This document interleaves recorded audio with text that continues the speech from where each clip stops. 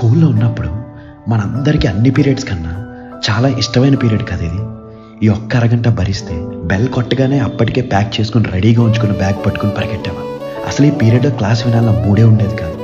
ఎప్పుడు బెల్ కొడతారా, ఎప్పుడు పారిపోదాం అనే జోన్లోనే ఉండేవాళ్ళు. ఇంక ఈ లాస్ట్ పీరియడ్స్లో అన్నిటికన్నా బెస్ట్ థింగ్ ఏంటంటే బయట రెయినీ వెదర్ ఉండి క్లాస్ మొత్తం డార్క్ అయిపోయి గట్టిగా గాలికి విండోస్ అటు ఇటు కొట్టుకుంటూ ఉంటే ఈలోపు టీచర్ కూడా ఇంకా క్లాస్ ఏం లేదు, గొడవ చేయకుండా ఎంజాయ్ చేయండి అని చెప్పిన మూమెంట్ ఉంటుందండి. కరెంట్ పోయి క్లాస్ అంతా డార్క్, అసలు ఏంటో తెలియని ఆనందం ఉండేది అందులో.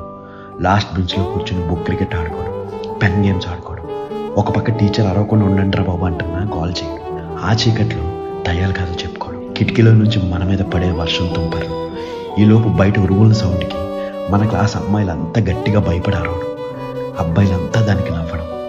ఇంకా రోజు సాటర్డే అయితే రేపు సండే అసలు వేరే వైపు ఉండేది. ఇంటికి వెళ్ళగానే వర్షం పడుతుందిగా, ట్యూషన్కి వెళ్ళొద్దులే అని అమ్మ చెప్పగానే బ్రేక్ డ్యాన్స్లే. ఇంట్లో రెయినీ డే స్పెషల్ అమ్మ చేసిన వేడి వేడి పకోడీలు తింటూ, మనకిష్టమైన కార్టూన్స్ చూస్తూ, అమ్మతో సీరియల్స్ చూస్తూ, అబ్బా గోల్డెన్ డేస్ అవన్నీ. Last period plus rainy weather, horror stories, last bench with corner window, చల్లగాలి, అన్ఫర్గెటబుల్ మెమరీస్ కదా. ఏమంటారు? ఉంటా అండి.